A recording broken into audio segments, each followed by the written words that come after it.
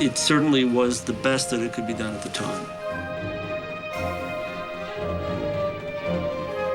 It's the largest film project I think we ever did.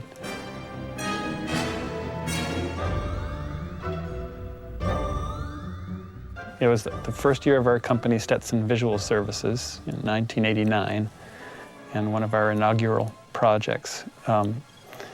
We had a shop that was about 45 miles away from DreamQuest Images in Simi Valley, where all the work was shot, and built all the miniatures, which are very large miniature landscapes, in our shop in Westchester, and then trucked them up to DreamQuest for final assembly up there for the photography. It was a very large endeavor. It was the largest film project I think we ever did.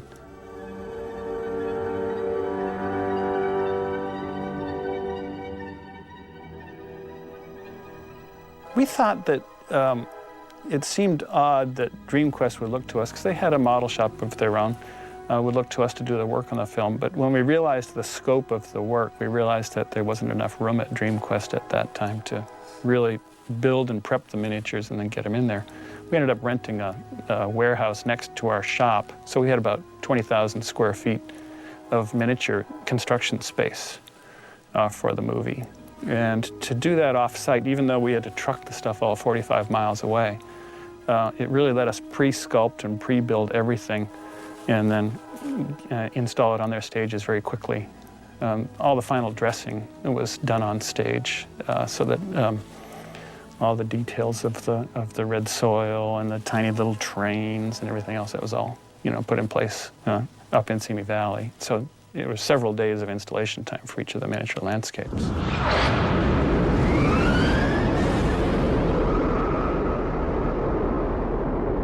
We did not only the Martian landscapes, but also the little vehicles, the spaceship that brings them to Mars, and the little train that he rides across, and then also the reactor interior, the atmospheric reactor interior on the planet in several scales for the work that was done in there, including the explosive firing up of the reactor at the end. Those were days when you really needed a lot of scale, a lot of size to make the miniature events like steam and smoke and fire believable. And so that was a pretty elaborate, large mountain structure. There were some nice little tricks that we used to sort of expand the scope and scale of the miniatures. I had tried a gag on 2010 earlier in my career where we had a sort of a multi-planed miniature setup where we had a painted backing traveling with the camera as it dollied across the front of the miniature, so that it made the backing appear to be at infinity, where the miniature was, or as the camera was traveling by the miniature in the foreground.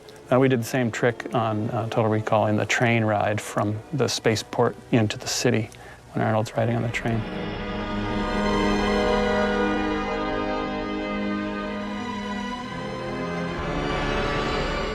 Hoye came up with this little, this great little rear projection device for the abyss that we modeled into the train, so that the scene of Arnold at the train's window looking out, and the camera pulls out very wide to reveal the whole landscape.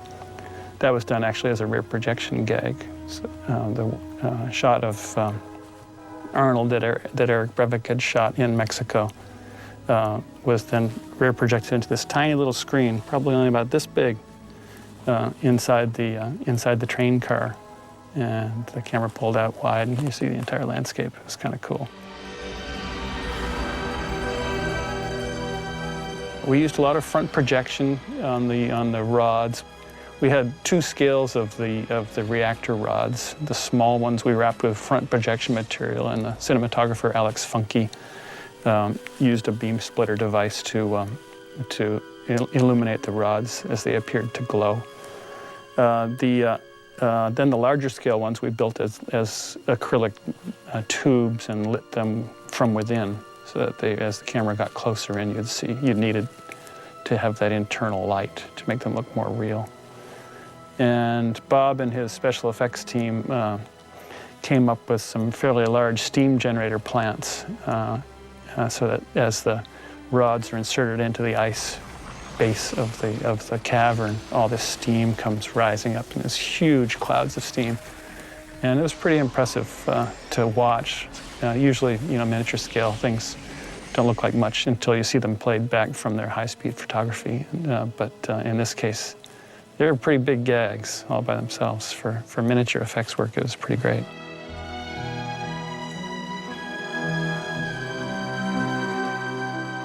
Eric Brevig came up with a really nice gag, I thought, for one of the pull-out shots at the end of the movie, as after the mountain has exploded and the atmosphere is formed.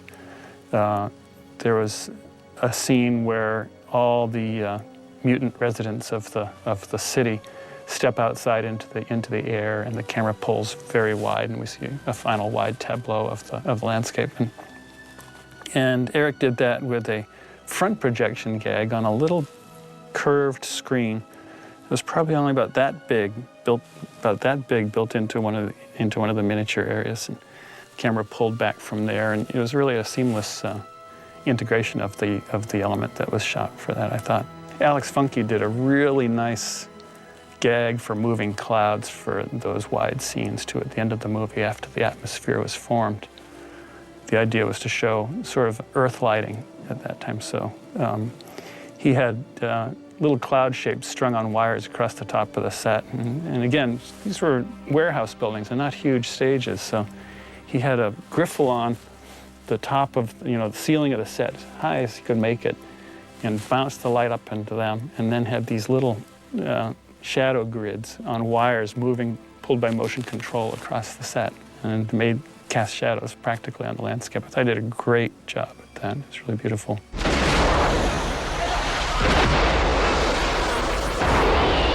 It was so relentlessly red. We were very worried about it in the days of VHS and red bleed and bloom and all the transfers afterwards. Paul said quite emphatically that he didn't care about the video aftermarket. All he wanted was his film to be red on camera in the theaters, and that Mars, of course, we were working entirely in Mars, and to have this big transition into this red environment was really kind of nice. We ended up with a lot of red stucco dyes dusting very gently over our landscape, so the finished work on it was all in this red powder because of the fine scale we were working in. Everybody got very dirty. Generally, as soon as Alex Funke was done shooting them, we'd take them outside and break them up. And at the end of it, when all the last sets were broken up, we had a bit of a party. And there was a forklift involved that we'd haul the things out, raise them up as high as the forklift would go, and smash them on the ground. Clouds of red dust.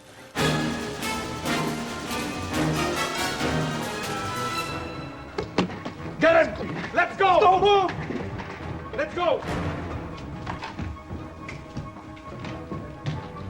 When we first started talking about the concept of what would you see for an X-ray, I mean, we didn't really have these devices yet for the airport. And everybody remembers the one where you stick your foot in your shoe and you could X-ray your foot to see how well the fit was when we were kids back in the 50s and 60s. But people had been looking at medical imaging and had seen amazing images of skin and muscle and bone, and we had ideas of trying to take it that far, but when it was really beyond the technology of what we could have pulled off at the time, that didn't keep us from thinking we might want to try it still. But Paul then ultimately fell in love with just the clean graphic image of what a human skeleton by itself looks like. And then the ability to make it that color that everybody thinks electronic instruments should look like when they're photographed with film, which is this sort of cyan green color. So the challenge for us was to get convincing human motion so that we believe that's really the same person walking behind the screen rather than that it's an effect. And we needed to come up with a way of rendering something that looked like an X-ray. And X-rays always show the edge of the bone, but the center of the bone is transparent. But yet, to have a real detailed, interesting image, you need to also see some of the spirally variations that bones have. And so we came up with two techniques that we applied to the rendering to make it look like an X-ray. One was to use what was a trick, which was called center and edge opacity. You could make the edge more transparent or more opaque, and then the center the opposite. In the case of, we used to do that as a trick to make glass look like crystal. And so we used that technique to make the edges of the bone more visible and the center more transparent. And then we used opacity mapping, which we had to write some special software to make that happen. When we first set up the motion capture equipment, Arnold was shooting some other scenes nearby, and he walked over and he was smoking a cigar, and he walked up and back on the motion capture stage. And since he was on the stage, we figured, well, let's see how high we need to set the calibration for his height, because he's a pretty tall guy and you got to put a ball on top of his head. So we said, Arnold, is it all right if we put this ball on top of your head? We need to calibrate. And so he looked at us straight in the eye, was puffing his cigar, because they play a lot of jokes on set, and he thought this might have been one of them. So he's looking us in the eyes, we put the ball on his head, and he stands up, he said, yeah, now if you could walk back and forth, and he did. And then we said, okay, thank you very much, and give us back the ball. And he realized it wasn't a joke, but it seemed like a very strange thing at that time to be doing. On the day of the motion capture, Arnold, we had asked the wardrobe people to dress Arnold in black, and he was going to wear all these sensors that were going to show up light. And we thought that would be the best solution. But the video cameras were really black and white video cameras. And Arnold showed up that day with white. And we said, oh, Arnold, there's a mistake. You're supposed to be wearing black. And Arnold said to us, no, no, no, no. You don't talk to me. You talk to wardrobe.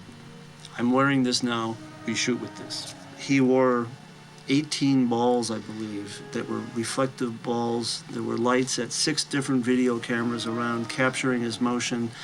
And then the computer went and figured out that that dot that's seen from this camera is the same dot as seen from this camera and these other 5 cameras, so that can then figure out where that ball is in space. And so we shot everything that we needed to do in that day. We captured everything. I was being told throughout the capture or the motion capture from the motion capture guy whose system this was. He said, oh yeah, this is the best motion capture we've ever captured. It's going to be great. It's going to we're going to put it in the computer and it's going to just spit out perfect motion. And we're all very encouraged and we're all very happy about this.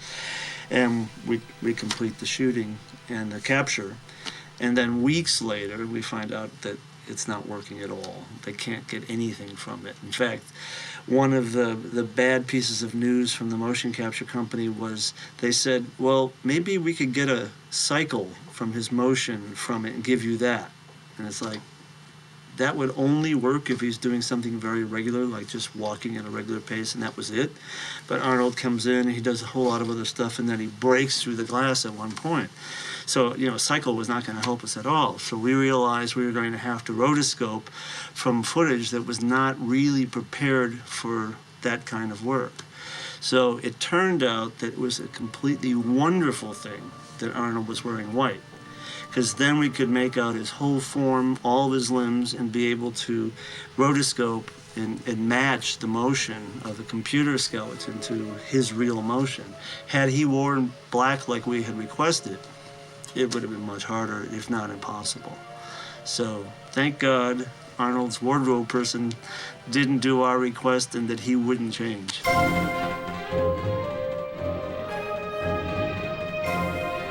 Luckily for us, we shot a backplate camera that showed us the opposite side of the screen, because when the actor walks into the screen, it isn't really an X-ray device, so we don't really see what's going on behind it. We just see them walk in, then they come out the other end, and we don't know what happened in between. So with this back camera, we were able to see all of the characters, how their walks might have changed in relation to each other. And in fact, the introductory shot has like 8 people, including Arnold, and one of the persons is supposed to be blind, and he has a seeing eye dog. And that dog, as he's walking through the take that Paul liked the best, the dog decided that it would be a nice time to relieve himself.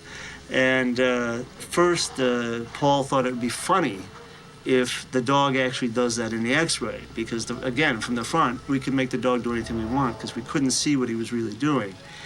But then Paul thought that perhaps that would be too distracting and people would go away remembering that instead of remembering that this is how the x-ray is supposed to work in a normal situation, because the next time we see it in the film, it's when Arnold has a gun, which it's designed to detect. So he decided to have us make the dog continue to walk normally instead of stop and try to relieve himself. You are now entering a safety zone. No unauthorized weapons allowed beyond this point. You are now entering a safety zone. No unauthorized weapons allowed beyond this point. He was known for having a temper. When we came down to Mexico, we had already heard stories about people who had bad run-ins with him on set, and we were nervous. But Paul was always really great with us. We had a very easy time working with him, and I remember one time we were in the edit room putting together the sequence and refining the animation, and I remember I was sort of pushing a point that I really wanted to see in that particular shot. And Paul just stopped and looked at me, and I realized, oh my God, shut up. I've already said this thing 1 or 2 or 3 times already. He already said no, and he's just looking at me wondering, how many more times am I going to do that? And I just realized, oh, sorry, Paul. He never yelled, he never got upset. It was just very easy to work with him. Sometimes he would be caught trying to say something that was that he was trying to express some idea that he was trying to verbalize, and there would be times when he would sort of get stuck. I remember he explained to us very well how he wanted the color red for when the device goes off and detects the guns, and we said it could be any color you like, and he said red, but he said red this very, very long-winded, multiple repetitious thing that you could just tell that he was really thinking about it. He was sort of having an argument with himself almost in front of us, and then the answer was red, and that was it. Hold it! He's over there! Don't move! We had the only CG in the film, and at that time what we did was really hard, and computers were pushed to the limit to do that kind of work at that time, and there was far more handwork required to make it work, since the motion capture technique didn't work directly. So actually there was a lot of hand keyframed, finessed pieces to it, and the rendering of it and the compositing of it wasn't really that hard for that time, but getting that kind of animation at that time with the tools as they were was very difficult. So we were just happy as heck when we finally delivered the animation, and we were one of the first effects to be delivered as a final. And for us, it was longer than it should have been and much more scary, that it was going to turn out all right. And when we finally got the final elements delivered for the 15, 16 shots that we had in the film, all this stuff was combined optically back then. So a negative is struck from the original negative, an inner positive and an inner negative, and then our stuff is an original negative, and then there are all these levels of mats and things like that to be able to let the level of opacity and transparency that needed to be there for the X-ray effect on the screen. And so all these things are fine-tuned, but there's lots of layers of celluloid, and they pick up dust. You know, the more times you use the optical elements again, they start to get dirty or scratched, or eventually you get to a point where you need to remake the elements again if you've run the optical too many times. And because the visual effects budget of the movie was challenged already, when we finally had the animation working perfectly, they didn't want to clean the elements. And so my visual effects producer, George Merkert, and myself were thinking, well, you know, this is the biggest thing in our life so far in visual effects that we've ever done, and they don't want to spend the extra money, so maybe if we cough up $6,000, you know, between the two of us, if we tell the visual effects producer that we're willing to do that so that we rerun the optical with new elements, you know, maybe that'll work. And by telling her that, she was moved that we would even suggest that. But, you know, we felt like, you know, we're going to look terrible if this thing isn't perfect. You know, we wanted it to be the best. And so it sort of moved her, and she made sure that they were paid for another optical run and create the elements again. And it looked perfect the next time we saw it, and we were thrilled. I remembered that when the original film came out, because we were relatively new at doing visual effects in feature films, we didn't really know how to negotiate properly for screen credits. So we were negotiated into a position of having what's called a company credit only. So instead of saying George Merkert, Tim McGovern, and the rest of the crew, it just said Metro Light Studios, which was the company that we worked for at the time. And we had hoped that that was going to change somehow, but we went to the cast and crew screening, and we waited through the whole movie, you know, saw our effect cut into the whole. That's the first time we saw it cut in context to the entire film. We'd seen pieces, you know, the pieces we had done, but not the rest. And, you know, the rest of the work in the movie is fantastic, you know, especially, again, you have to put everything in the context of 1990 when it came out. But it's, you know, so much of it is still great by today's standards. But when we saw the credit at the end and it just said Metro Light Studios, our hearts were broken. We were like, oh, God, we don't even get our name on it, for God's sakes. So when the film went on to win the Academy Award for visual effects, and when the producer and director had decided, you know, who the 4 people were going to be named, they thought the visual effects that were done with the computer-generated part had added a dimension to the film that they thought was important enough to mention. That sort of shamed the people who didn't give us a screen credit. So the video tape, which in those days, this was a VHS videotape release, when the VHS tape came out, we had a credit, the names of everybody who worked on the film. So we were very thrilled about that. So years later, when I worked at Sony, I ran Sony Pictures Imageworks. It took it from 8 people up to 250 people. And there was a moment when they said, we got a brand new print from Total Recall. Let's all go take a look at it, you know, and bring the whole company. And so everybody's sitting there and seeing the whole movie and seeing our sequence and, you know, clapping when they see the sequence that they knew that I'd worked on. And then when the credits come up, my name's not in there because it's the theatrical release, which didn't have the credits changed.